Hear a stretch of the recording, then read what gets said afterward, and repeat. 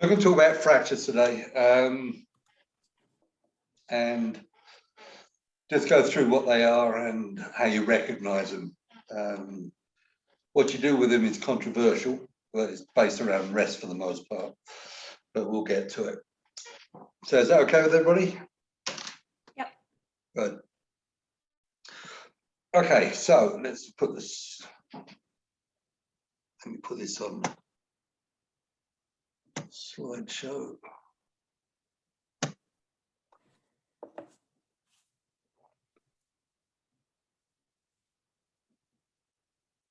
Now, bloody hell.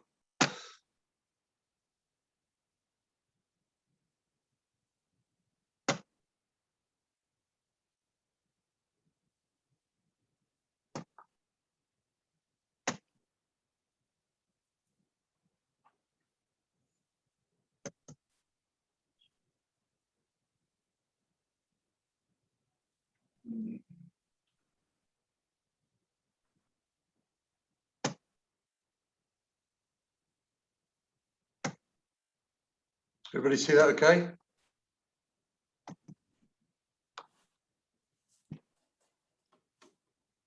You'll see that? Yep. Okay. All right, so basically, you've got four types of fractures, at least as far as we're concerned. Healthy bone fractures, just a straight broken leg, and so on. So you're looking at overt trauma, basically. Then there are stress fractures, either with repeated or prolonged stressing, usually due to idiots over-exercising. Pathological fractures where there are predispositions, osteoporosis, malnutrition, carcinoma, and so on. Everything that can weaken a bone basically falls into this little package. And then you've got the combined pathological and stress fractures that are not difficult for us to diagnose, but they are difficult to sort out as far as whether it's mostly pathological, mostly stress, or even one or the other. So these are the ones we'll be talking about. This should go fairly quickly, so we've got time for discussion or anything else you want to after this. So if we look at healthy bone fractures, these are the easiest ones for us to deal with. There's no predisposition to it, there's no overstress, and there's no degeneration, just somebody who's fallen off something, and so on. This is a sudden force where the intensity is sufficient to break the bone. So you suspect falls that are a standing fall. You shouldn't break your wrist if you fall onto your outstretched hand from a standing fall. Running maybe, and there are sensitizers, of course, to this. My wife broke her wrist. It was winter. We was looking at houses in Edmonton, I think it was, and she had her hands in her pocket, slipped on some ice, came down, hit the radius on the edge of the curb, and it broke in. Now, what you got there is it's a standing fall, okay, but the pressure, which is force per unit area, is much higher because the area is so high. The impact is concentrated on one small area and it breaks the bone. If you fall onto an outstretched hand and broke a wrist, you'd be suspecting that there was pathology behind this.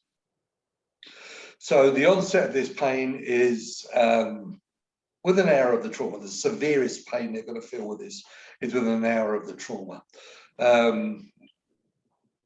That hour is dependent on how well their mitigation effects are on pain, so how good they can modulate their pain. But generally speaking, this is built up to within an hour or so.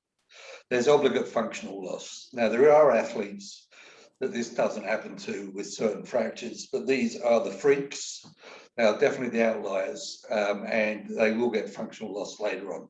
But sometimes they can keep on working, the adrenaline keeps going and so on, and they can keep on doing it. They perform poorly, they usually get taken off, but they can still function. But that is a freakish episode.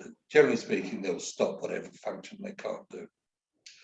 There is or is not a deformity, and this depends on where this happens. If it's a deep bone, you may not see the fracture, particularly in the spine. These are not always easy to see. In the neck, for example, though, if it's a high cervical fracture, you probably will see a torticollis. But but angulation of a limb, for example, is not something you're likely to see unless you're dealing with field sports. This is picked up very early on. It's never really a diagnostic dilemma for us. It's already diagnosed, and it affects all movements of that part. So more our area, stress fractures. Now, this is, if it's a pure stress fracture with no predisposing pathologies, this is a matter of severe, stupid, idiotic overuse. The usual one is running, but it is really overuse. You see this in footballers, soccer players as well, with these stress fractures to the pars and the lamina. This used to be called laminar strains, but these are stress fractures, and it's because not because of the game as much as it is because of the training. So that constant kicking on one leg and twisting on the other one stresses out this area, and you can get these stress fractures. And we'll see that they do produce gradual onset of pain and gradual loss of function. So they react the same as other stress fractures do, and this is the typical way these pains come on. It's a gradual thing, and the functional loss is also gradual. They'll do less more frequently, and then eventually they're doing nothing because they can't do anything on it. So it's a build-up. The fracture site, if you can reach it, is tender, obviously, and there may be sensitivity to ultrasound and tuning fork, but if you're going to use ultrasound to try and pick these up, the bone has to be fairly superficial for you to do it. The ultrasound has to be of high intensity, and it really has to be unpulsed. The whole point of this is you pass the sound head over the area reasonably slowly but smoothly, and then it's believed that the fracture site absorbs more of the sound than other sites and then heats up, and that's where you get the pain from. This often works. It also works over inflammation. I've done this with tennis elbows, for example, where these have been a tendonitis, and you can pick it up there as well. So it isn't specific to fractures, but if you're already suspecting a fracture and using this, this is not bad confirmation. Tuning fork, sometimes, not always, and I don't know how often it shows it and how often it doesn't. But if you're going to use a tuning fork, don't use a very high frequency one. 512 is much too high. So it's 256. You want 128. I haven't really got any experience of lower frequencies like 30 hertz, so I really don't know what to say about that. But the 128 is the one where I have picked up stuff. It's been with that frequency. Causes, as I say. Sorry, Jim. Yeah. What do you use? Sorry, what do you use for settings with the ultrasound? High. Turn it way Just up. high. Yeah. Okay. Unpulsed.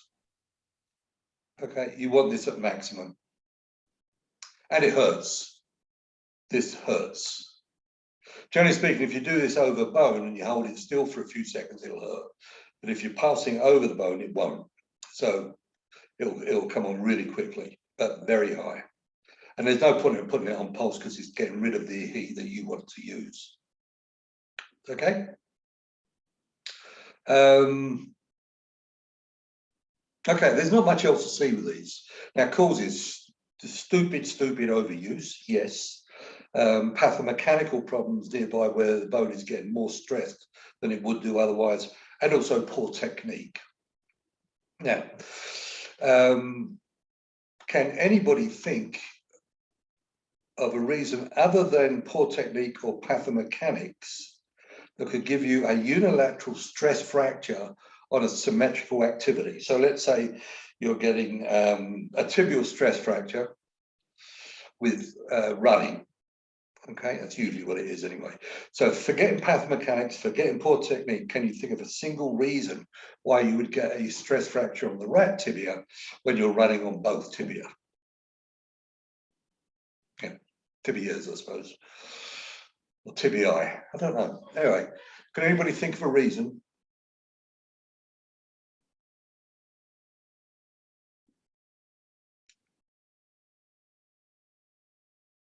I've got all the time in the world for this, so I'm going to get done pretty quickly. So I can sit here and wait with you. So give me a reason.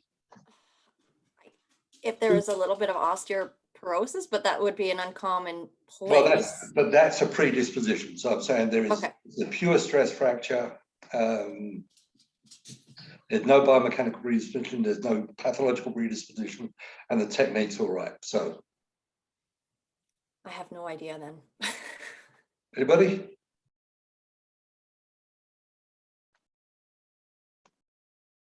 Well, it's interesting because when I invite this, I don't get it. But when I don't invite it, what I'll hear is it's running around a track in one direction all the time. Or doing a symmetrical activity asymmetrically is the general gist of this, and it's not unreasonable on the face of it. So that's a big one, running around a track only in one direction. The problem with that idea is the next question that has to be asked is prove it. How do you prove that? Yes, I'm doing it. I am running around a track in one direction only. But how do I prove that's caused my stress fracture? Well, the therapist proves it's caused a stress fracture. Because you'll get this from doctors. They won't even question why this is happening on one leg and not both. They don't even think about that as a question. So we're thinking about it now.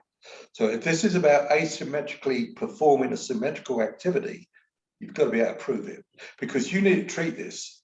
The question is, how do you do it? Change up the direction. Well, they've got a fracture, and that's not proved it. So what you're going to get, you're going to say to them is, okay, let's rest this. We'll do all the treatments we're going to do for the stress fracture. Stress fracture pain goes away, and now you say running in the other direction.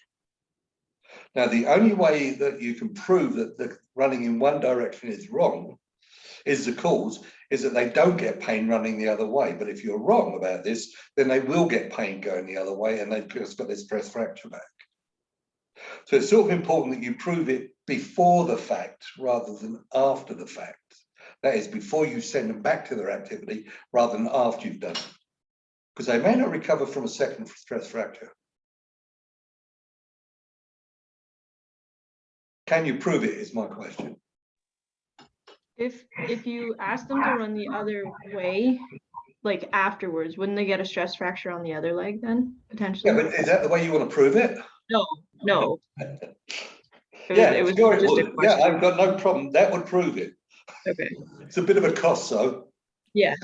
The fact is you can't prove it, not without doing something damaging. You can't prove it. So you don't use that as your hypothesis. It becomes an unprovable hypothesis, which is no longer a hypothesis. A hypothesis has to be able to be disproved or proven. Yeah, at least proven by qualification. So it can't be your hypothesis. So your hypothesis has to be it is pathomechanical or it's poor technique. Now, if you can't find a pathomechanical problem, there's one of two reasons. One is there isn't one there, or you're just not very good at finding it. Yeah. So if you can't find a pathomechanical problem, you probably should send it to somebody that's more likely to be able to find it for you. And if they can't find it, then the other possibility is poor technique, in which case they should be seeing a pro. Now, there's not many pro runners. There's not many coaches around that really looks at technique properly, but you want to find somebody who can look at technique. Okay. In fact, that may even be your first stop. Is you found that there's no pathomechanical problems here. Let's see if your technique's any good, because you're not qualified to do it in every case. If maybe for me, I'm not qualified to do it in any case, any activity. I couldn't look at somebody doing an activity and say you're doing that right or you're doing it wrong. So I've got no qualification in the area. I would send it to somebody who is qualified to do that with them. That would be for me anyway, after I've found there's no pathomechanics there. Does that make sense? My point is, you cannot generate a hypothesis that is unprovable or unfalsifiable, because it isn't a hypothesis. It's simply an idea that you can't use. But this is what happens all the time. I remember though, I was teaching a class years and years ago with El Petman. It was teaching on a ski or somewhere in BC, and I can't remember where it was. Not Kimberley, I can't remember. Anyway,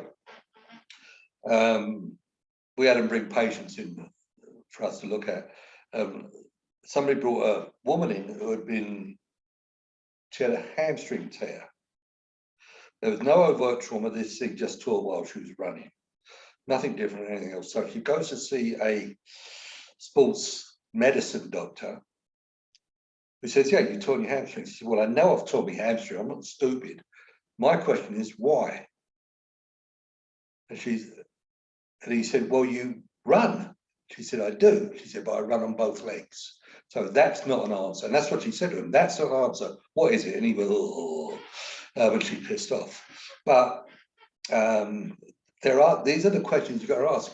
Why have you got a stress fracture? Why is it only on one side when you do something symmetrical? And if there's no predispositions there, there's no pathology, no clever mechanics, we need to get your technique looked at. And if that's okay, I have no idea why you're getting on that side.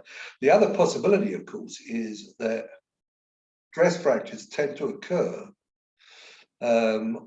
unilaterally, and if it's going to occur on the other side, bilaterally later. So this may be on its way to becoming a bilateral problem, and the actual running, the overstressing, is the cause. Yeah. But again, you can't prove that unless they actually fracture the other side. And that'll happen when you've been resting this side. Well, will it happen again? That's the problem. You have no idea if it's going to happen again because one side will fracture before the other side. So again, it's really nothing that you can prove.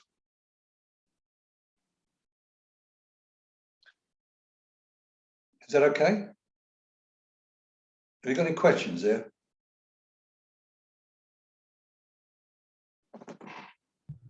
Is that something similar to like people with plantar fasciitis? Why is it happening on one side and not the other?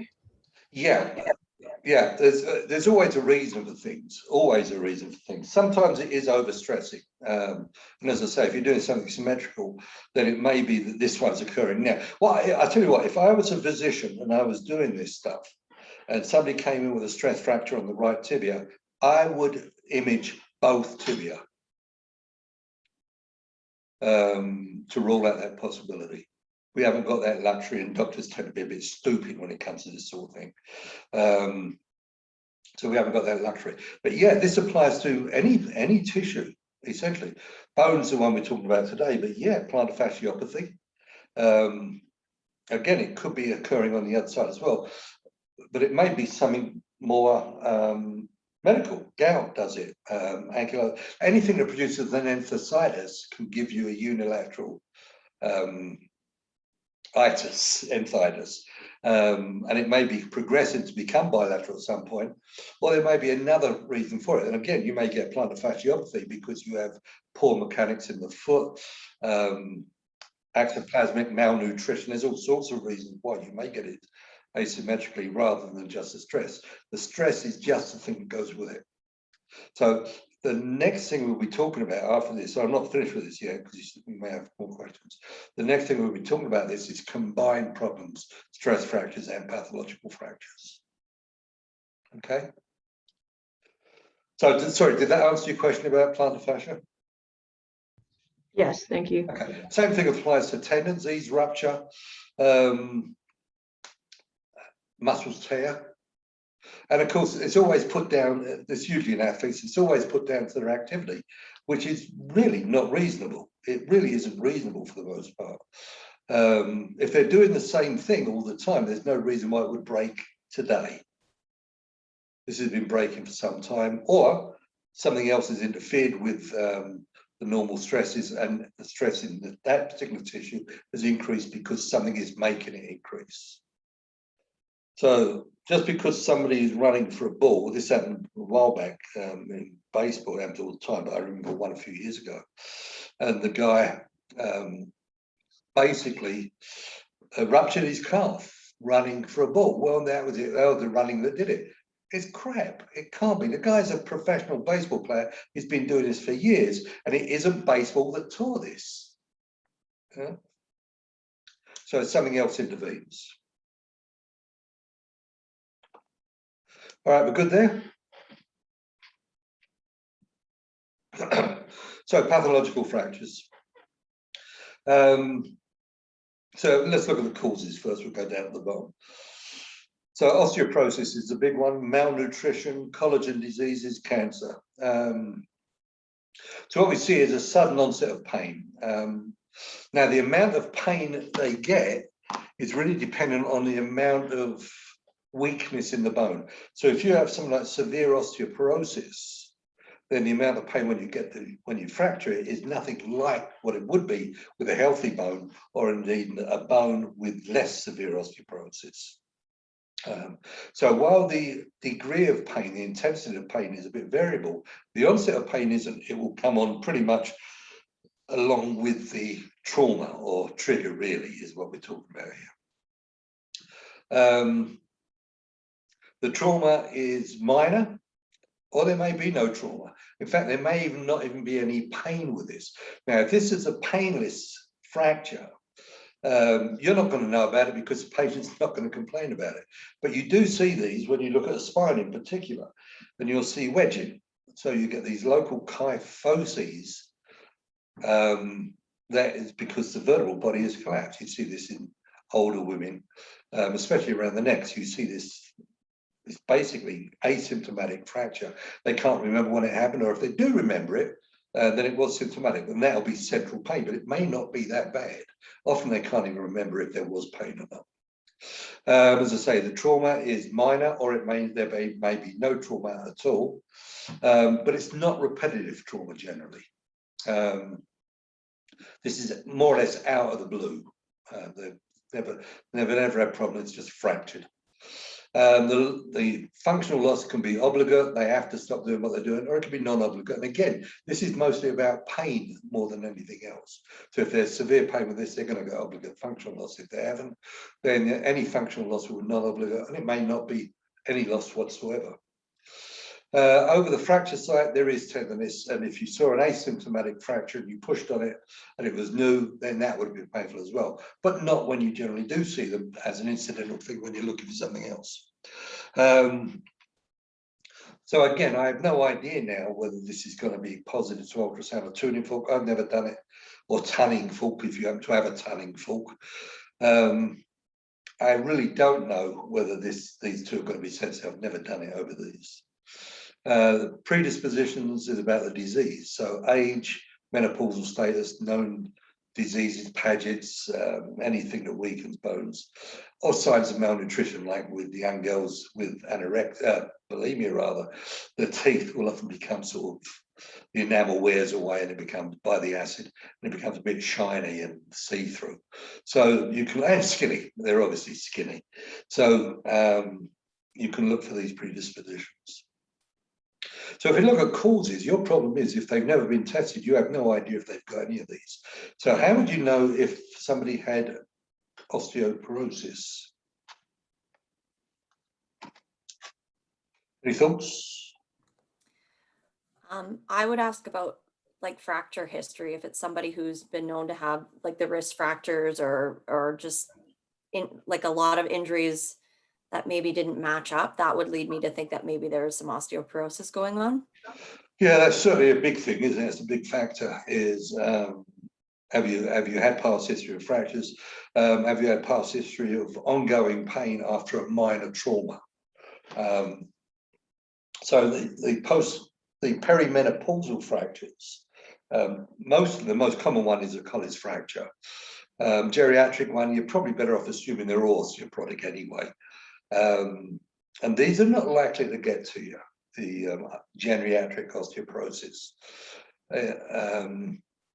But look at the patient as well. Do they look fragile? Do they look, yeah, fragile is probably the best word for these. That's obviously not 100% diagnostic, but it is, and it should go along with the rest of this stuff. So you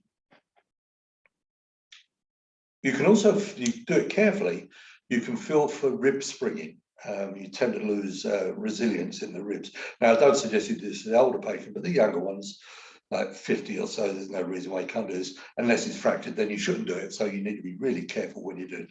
Don't go in there and bang at it. So it's a small sit to see if it springs against you.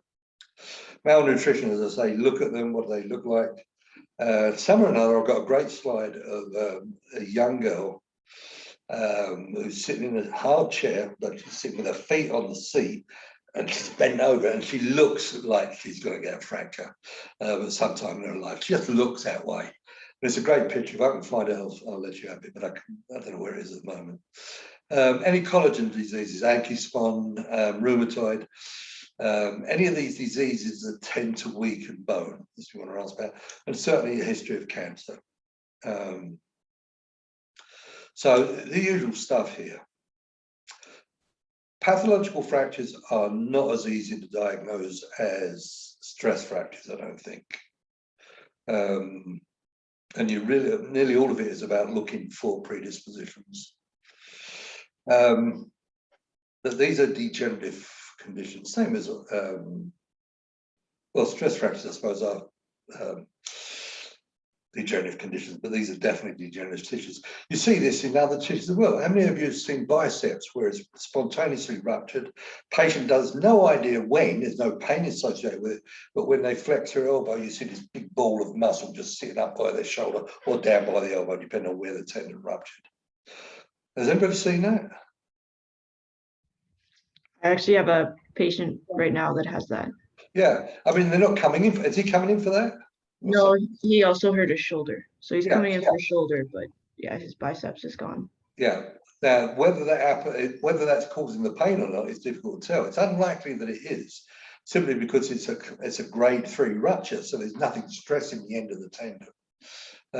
But what that will do, of course, is if you've torn the long head, you've lost stability of the shoulder.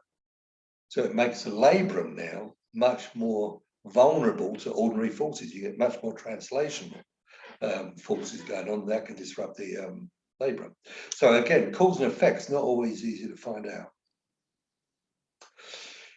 All right. So combined fractures. Mostly these are going to look like a stress fracture, but there's going to be predispositions in place. And this is where you see these women, 35 and younger, who are running, well, not necessarily younger, but 45 and younger, who have taken up running or are running, and all of a sudden they develop pain in the tibia or in the foot, somewhere in the hip. And they are doing silly amounts of exercise. I mean, really silly amounts. But also, if you ask them about their periods, they've stopped having them. So if so, it's a combination of both stressing and hormones. But these tend to come on gradually. Sometimes they'll occur rapidly, and it will just come on. It will look like an overt fracture, but with much less force. So this is overstress plus pathology, and often the pain will come on immediately or suddenly along with the stress. But when you look at the stress, there's not enough stress there to cause it. Now, I'll give you an example of one I'm really not sure about, mostly because it occurred in men mostly. I was teaching in Quebec, and we was teaching on the army base just outside Quebec City. Can't remember what it's called. Anyway, they had a whole epidemic of calcaneal fractures. This is the soldiers. They were fracturing spontaneously. And what they suddenly realized was that the commander of the base had instituted a different type of exercise. And what he was getting to do was run through sand. They had huge sand pits, and he had them running through sand with snowshoes on. And that's what they trace this to. It wasn't happening before, and it didn't happen afterwards. And it was running through sand with these shoes on.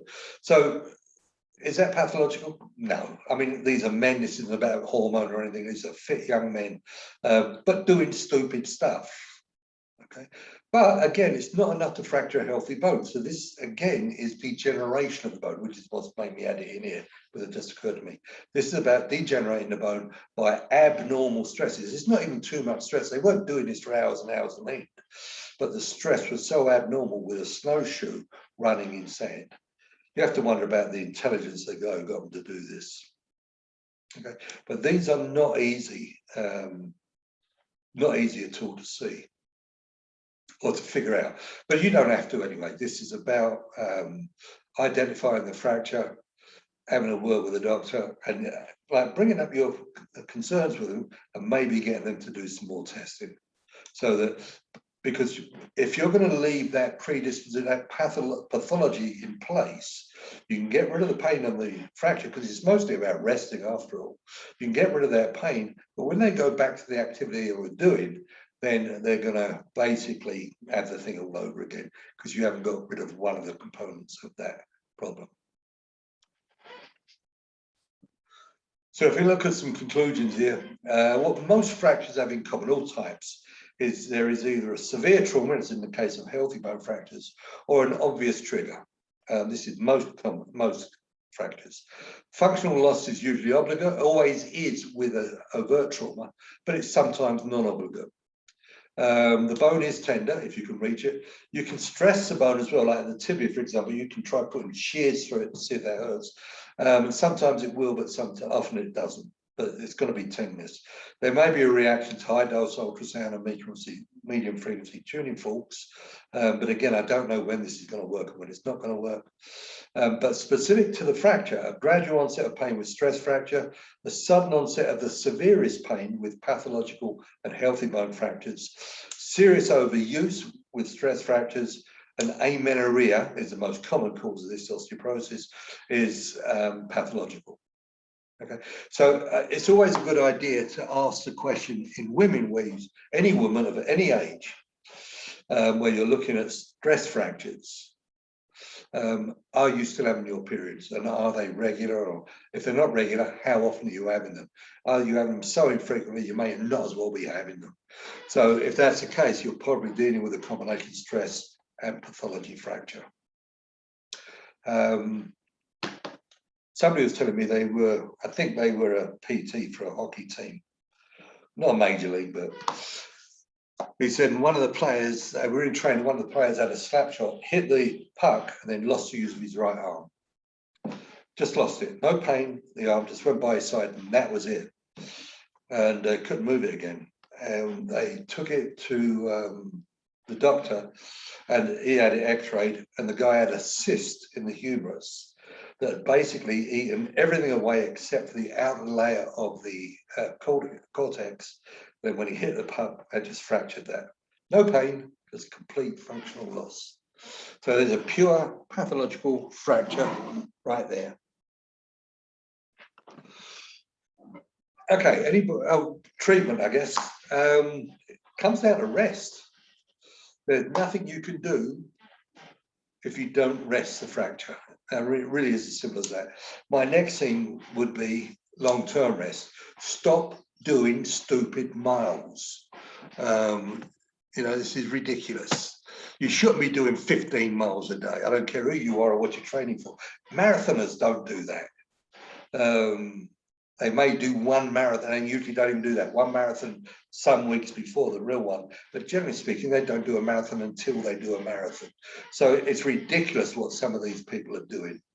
And mostly what you see is women, because by doing those sort of miles, they're the ones, well, it has to be them, it can't be anybody else.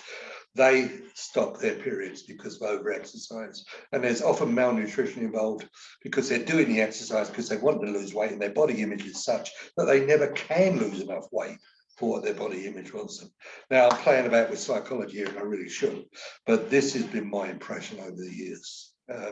So telling somebody to cut back on the miles is generally a bit pointless, but you've got to think, you've got some ethics involved in here. You are hurting yourself, stop doing it.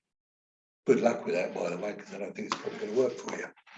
But the interesting thing about these patients is not the treatment per se, it's rest. I mean, seriously, it's rest. You can try some of the electrical frequencies, see if that heals bone fast. You can do all that stuff, but the mainstay is always is rest. The real fun with this is trying to figure out what's caused it, what the pathomechanical problem is. Now, this applies to everything, not just stress fractures. It applies to tendinopathies, fasciopathies, and so on. These things are caused by something, and it's generally not overuse. The overuse may be a real strong factor and act as a trigger, but generally speaking, there's something else going on there, particularly when you're looking at asymmetrical lesions caused by symmetrical activities, and that's always suspect. But as I say, you can't prove anything else. You can't prove that it's on its way to becoming bilateral unless you keep running, and they can't do that anyway. You can't prove it's because of the way they're doing their running, because you can't prove it. So all you've got is to look for other causes, which you can prove if you find them. It's when you find nothing at all, including poor technique, that you scratch your head and say, I have no idea what the hell's going on. Okay. This stuff is really interesting, and I don't do it on this course. But this is the interesting part in manual therapy as far as I'm concerned. Technique is technique, but the search for etiology is really interesting and very satisfying. Okay, I'm done with that presentation. Have you got anything for me on it? Any questions?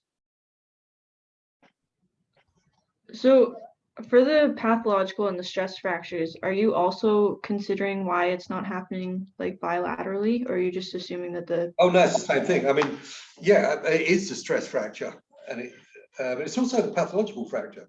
If you've got a systemic pathology, then both sides should be fractured. If it's all down to the pathology and the stress is symmetrical, both sides should fracture. Now, as I say, it may be that both sides will fracture at some point, particularly with a predisposing pathology like osteoporosis. If they could keep on doing the stupid thing they're doing, then they would probably fracture the other side. There's no reason why they wouldn't. But even so, there probably is some biomechanical stressing going on, which makes it unilaterally. It's just when you can't find those stresses, or when the stresses that you do find, in your opinion, are not big enough to cause this, that you have to say, so I don't know what it is. But what I would do then is treat the stresses and see if that does change things. But you won't know until you've got rid of the pain from the stress fracture and got them doing their activity again. My advice would be, even if I got rid of all of the pathomechanical problems and got rid of all their pain, is you need to cut back on the stupid exercises you're doing, because you're being idiotic about this. There is no reason for you to run 10 miles a day. None at all. It isn't healthy. It isn't healthy. If you want to get ultimate health, do a bit of running, do cross training, do other stuff. You know, don't keep putting the same stress through all the time. Nobody can argue about this. No avid athletes or anything here. Good, you're my type of group. Something wrong with athletes. Anything else on the fractures? Okay. I'm going to give you a case I saw. I may have told you this. If I have, just stop me. Although I think 3 of you are new, so it doesn't really matter. I treated a university student. She was about 24, I suppose, something like arts, and she was a pianist, classical pianist. This was at U of A, by the way. And she came in with a common flexor tendonitis. Now, I mean, a tendonitis, this is not a tendinosis, this is a severely inflamed tendon, right medial. And she had that, that's what she had, all right? The diagnosis from me was it was a medial tendonitis. And I looked at it and I said, so why have you got this? Don't know. So I said, right, tell me about how it started up. So it was just after a return to university after summer holidays, which is where a lot of this stuff happens. You know, you take a bit of a break, 2-week vacation from working your carbonate, come back and the whole thing flares up. It does happen. I don't think it's a really good explanation for why it's happening, but it does happen. And that's what I'm sure. So she came back to school within about 2 or 3 weeks of getting back to play. She was playing the piano at home, but not very much, maybe half an hour, 45 minutes a day. In school, she's doing it for something like 6 hours, 7 hours a day. And but without problem, she'd been doing this for years and years and years. There was no problem with it. And I said, I have no idea where you got this. We can treat it, but I have no idea where you got it. She also had a valgus instability, all right, fairly obvious. So it was really, this thing was just angulating. So I said, I don't know why you've got that. So I said, who coaches you? So she said, well, person at university. I said, have you talked about it? But he said, yeah, but they just think it's because I haven't been doing it for a while. So find another coach and keep that one if you want to, but find another one for this. I need you to get another opinion on what you're doing. And the coach said, nah, it's wrong. She was banging away way too hard on this. I don't know the details of this, but apparently they changed the way she was playing. And the thing did get better over time. But what I think happened there was because she was hammering at this, and I think that's what the break does. I don't think it weakens the tendon. I think what it does is weakens your ability to do this from here. So your technique suffers, I think. Anyway, I think what happened was she pounded away at the medial ligament, overstretched that, got the instability, and then the tendons, the muscle, flexor muscles overworked trying to stabilize the elbow. I think that's probably what happened. Anyway, at the root of it seemed to be bad technique.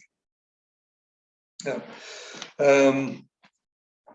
So I think that's always bearing in mind, if somebody's doing something a lot, I mean, and a lot, and some people do, they have to for what their work is. Look at the technique as well, or have somebody look at the way they're doing it. Okay. And this has got to happen with industrial workers as much as it happens to athletes. It doesn't, you don't get the same care when you're a worker as you do when you're an athlete. Even a shitty amateur athlete will get more consideration than will somebody in WCB, for example. Yeah. But if you want my opinion on who is most deserving, it's a poor sod who's having to make money for his family, not the poor sod who has to run 10 miles a day because they have psychological hang-ups in their life. Okay. Anyway, you've had my bitch for the day. Anything else? I thought we'd get through that fairly quickly. Have you got anything else you want to talk about? We have time. I'm assuming none of you really want to get back to your families too quick. Sunday, and it's your time off. Any good? All right. Okay, so we'll call it there then. I'll send out this to you and talk to you next week. That's good. Thanks, Jim. All right, Thanks. you take care, Thanks, everybody. Jim. Thank Bye. you.